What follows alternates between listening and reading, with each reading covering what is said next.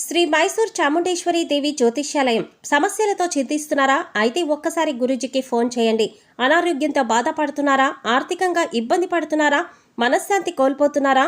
విద్య, ఉద్యోగం, విదేశీ ప్రయాణం, ప్రేమ, పెళ్లి, సంతానం, భార్యాభర్తల మధ్య గొడవలు, అనుమానాలు రావడం, నరదృష్టి, కుజదోషం, చేతబడి, వశీకరణ, రావలసిన డబ్బులు రాకపోవడం, ఇళ్లు స్థలాలు అమ్ముడుపోకపోవడం, ఎన్ని సంబంధాలు చూసినా పెళ్లి ముడిపడకపోవడం, ఇలా ఎటువంటి సమస్యలకైనా అంజనం వేసే ఫోన్ ద్వారానే జ్యోతిష్యం చెప్పబడును. Cell number 9652484281.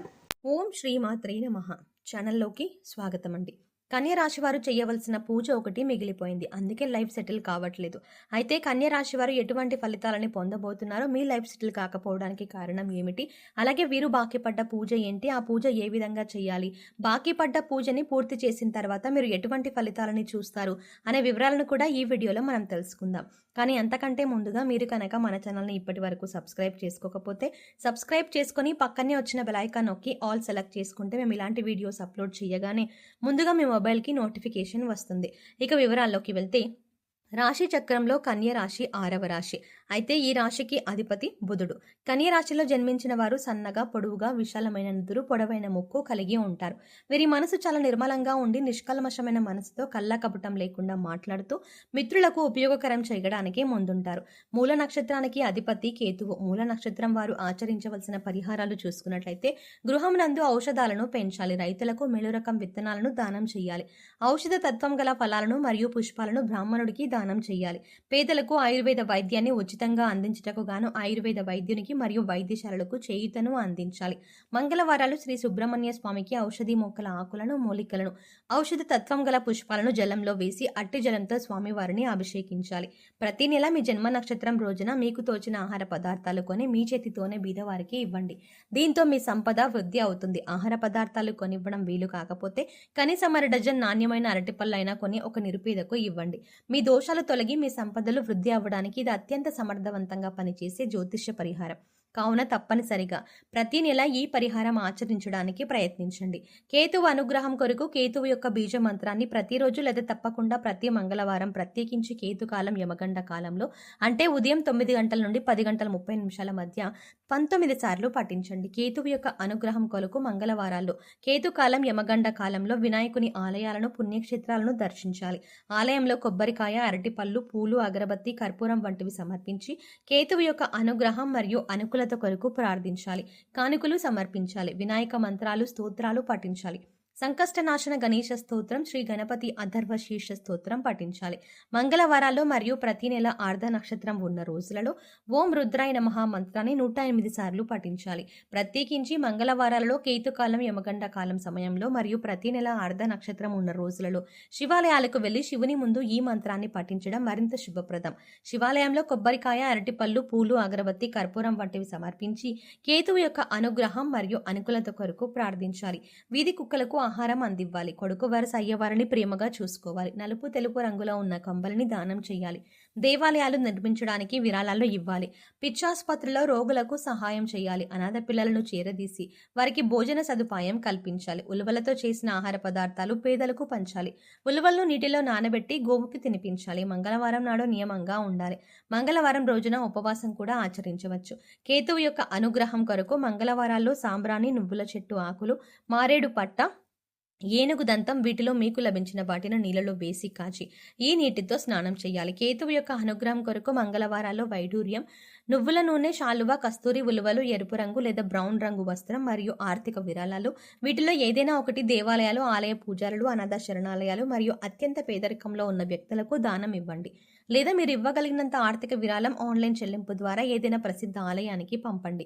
కేతువు యొక్క విశేష అనుగ్రహం కొరకు కేతువు యొక్క వస్తువుల దానం, కేతుగ్రహానికి సంబంధించిన వస్తువులతో స్నానం, దేవాలయాల సందర్శన, కేతువు యొక్క అనుగ్రహాన్ని ప్రసాదించే మంత్రాలు మరియు స్తోత్రాల పఠనం వంటివి అశ్విని, మఘ మరియు మూల నక్షత్రాలు మంగళవారంతో కలిసి వచ్చే రోజులలో, ప్రత్యేకించి కేతుకాలం సమయంలో చేయండి. మంత్ర జపం రాత్రి సమయంలో చేయడం శుభప్రదం. అలా వీలు కాకపోతే మీకు కుదిరిన సమయంలో చేయవచ్చు. కాకపోతే ప్రతిరోజు ఒకే సమయం సమయంలో మంత్ర జపం చేయాలి. స్నానం చేసి శుభ్రమైన సాంప్రదాయ బట్టలు ధరించి తూర్పు దిక్కున కానీ ఉత్తరం దిక్కున కానీ చూస్తూ ప్రతిరోజు ఒకే చోట మంత్ర జపం చేయాలి. బీజ మంత్రాలను బిగ్గరగా పైకి పలకకూడదు కాబట్టి మనసులోనే మంత్ర జపం చేయాలి. పూర్వాషాఢ నక్షత్రానికి అధిపతి శుక్రుడు. మీరు ఆచరించవలసిన పరిహారాలు నీటి పుష్పాలు మరియు పండ్లు గ్రామానికి తూర్పు దిశలో గల దేవాలయంలో పూజార్థమై బహుకరించాలి. తూర్పు దిశలో దేవాలయం లేనట్లయితే గ్రామంలో గల ఏదేని ఒక దేవాలయంలో బహుకరించాలి. ప్రతి గురు మరియు శుక్రవారాల్లో చేపలకు ఆహారం వేయాలి. డబ్బులు ఇచ్చి జీవించి ఉన్న చేపలు కొని వాటిని తిరిగి నీటిలో వదిలేయాలి. అత్తరు మొదలగు సుగంధ ద్రవ్యాలను బ్రాహ్మణుడికి శుక్రవారం నాడు దానం చేయాలి. దేవాలయాలకు అగరవత్తులు, ఇతర సుగంధ ద్రవ్యాలు, గులాబీ జలం మరియు విగ్రహాలకు అలంకారానికి కావలసిన సామాగ్రిని కొని ఇవ్వాలి. జాలరులు, చేపలు పట్టేవారు కష్టాల్లో ఉన్నట్లయితే వారికి సహాయ సహకారాలు అందించాలి. శుక్రగ్రహం వల్ల కష్టాలు రాకుండా ఉండటానికి శుక్రుని అనుగ్రహం కొరకు శుక్రుని యొక్క బీజ మంత్రాన్ని ప్రతిరోజు లేదా తప్పకుండా ప్రతి శుక్రవారం 16 సార్లు పఠించండి. శుక్రగ్రహం యొక్క అధిష్టాన దైవం శ్రీ మహాలక్ష్మి అమ్మవారు. శుక్రుని యొక్క అనుగ్రహం కొరకు శుక్రవారం రోజుల్లో అమావాస్య తిథుల్లో శ్రీ మహాలక్ష్మీదేవి అమ్మవారిని పూజించాలి. శుక్రవారం రోజుల్లో శ్రీ మహావిష్ణు సమేత మహాలక్ష్మి ఆలయాలను, పుణ్యక్షేత్రాలను దర్శించాలి. ఆలయంలో కొబ్బరికాయ, అరటిపళ్ళు, పూలు, అగరబత్తి, కర్పూరం వంటివి సమర్పించి శుక్రుని అనుగ్రహం కొరకు ప్రార్థన చేయాలి. శుక్రవారం అమావాస్య తిథుల్లో శ్రీ మహాలక్ష్మి మంత్రాలను, శ్రీ కనకధార స్తోత్రాన్ని, శ్రీ సూక్తాన్ని పఠించాలి. స్త్రీలను గౌరవించాలి. వివాహం కాని అమ్మాయిలకు త్వరగా వివాహం జరగటానికి సహకరించాలి. బొబ్బర్లతో ఆహార పదార్థాలు చేసి పేదలకు పంచాలి. గోవుకు బొబ్బర్లను నీటిలో నానబెట్టి తినిపించాలి. శుక్రవారం నాటు నియమంగా ఉండాలి. శుక్రవారం రోజున ఉపవాసం కూడా ఆచరించవచ్చు. శుక్రగ్రహ అనుగ్రహం పూర్తిగా లభించడం కొరకు శుక్రగ్రహ మంత్రాన్ని ప్రతిరోజు లేదా తప్పకుండా ప్రతి శుక్రవారం 16 సార్లు పఠించండి. ఉత్తరాషాఢ నక్షత్రానికి అధిపతి సూర్యుడు. ఏనుగులు మరియు గుర్రాలకు గ్రాసాన్ని సమకూర్చాలి. ఏనుగు మరియు గుర్ర బొమ్మను లేదా పటాన్ని దక్షిణ గోడకు తూర్పు వైపు ముఖం ఉండేలాగా అమర్చాలి లేదా తగిలించాలి. శ్రీ సూర్య భగవానునికి ఆరాధన వీరికి శుభఫలాలను ఇస్తుంది. వృక్షాలకు మరియు ఇంట్లో గల మొక్కలకు ప్రతినిత్యం తప్పనిసరిగా నీళ్లు పోయాలి. ఏనుగులకు అరటి పండ్లను తినిపించాలి. గోధుమలు, బెల్లం, మంచినెయ్యితో వండిన పాయసాన్ని శివుడికి నివేదన చేసి స్వీకరించాలి. సూర్యుని అనుగ్రహం కొరకు సూర్యబీజ మంత్రాన్ని ప్రతిరోజు లేదా తప్పకుండా ప్రతి ఆదివారం 7 సార్లు పఠించండి. సూర్యుని అనుగ్రహం కొరకు శివాలయాలను, శివుని పుణ్యక్షేత్రాలను ఆదివారాలు దర్శించండి.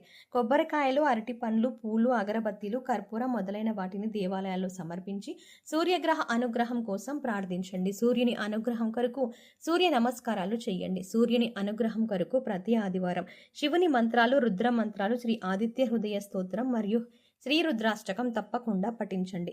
సూర్యుని అనుగ్రహం కొరకు ఆదివారాల్లో కుంకుమ పువ్వు, రక్తచందనం, మనిషిల, యాలకులు, దేవదారు, వట్టివేలు, ఎష్టి మధుకం, ఎర్ర పుష్పాలు, ఎర్ర గన్నేరు పువ్వులు వీటిలో మీకు లభించిన వాటిని నీళ్ళలో వేసి కాచి ఈ నీటితో స్నానం చేయాలి. ఆదివారాలలో ఎరుపు మరియు కాషాయ రంగు దుస్తులను ధరించాలి.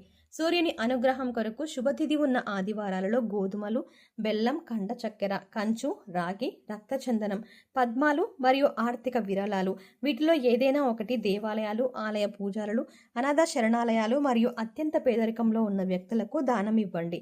లేదా మీరు ఇవ్వగలిగినంత ఆర్థిక విరాళం ఆన్లైన్ చెల్లింపు ద్వారా ఏదైనా ప్రసిద్ధ ఆలయానికి పంపండి. సో చూసారు కదండి, కన్య రాశి వారికి కెరీర్లో అభివృద్ధి పొందడానికి, అలాగే మీరు తలపెట్టిన ప్రతి పని పూర్తవ్వడానికి, ప్రతి విషయంలో ముందుండడానికి కన్య రాశి వారికి ఏ పూజ చేయాలి, అలాగే కన్య రాశి వారు బాకీ పడ్డ పూజ ఏంటి, ఆ పూజ ఎలా చేసుకోవాలి అనే అంశాలను ఈ వీడియోలో మనం వివరంగా తెలుసుకున్నాం కదా. ఈ వీడియో మీకు నచ్చినట్టయితే లైక్ చేసి మీ ఫ్రెండ్స్ అండ్ ఫ్యామిలీ మెంబర్స్లో ఎవరైనా కన్య రాశి వారు ఉన్నట్లయితే వారితో ఈ వీడియోని షేర్ చేసుకోండి. అలాగే ఇప్పటి వరకు మన ఛానల్ని కనుక సబ్స్క్రైబ్ చేసుకోకపోతే సబ్స్క్రైబ్ చేసుకొని పక్కనే వచ్చిన బెల్ ఐకాన్ నొక్కి ఆల్ సెలెక్ట్ చేసుకుంటే మేము ఇలాంటి వీడియోస్ అప్లోడ్ చేయగానే ముందుగా మీ మొబైల్కి నోటిఫికేషన్ వస్తుంది. మరో చక్కటి వీడియోతో మళ్ళీ కలుద్దామండి. ఓం శ్రీమాత్రే నమః.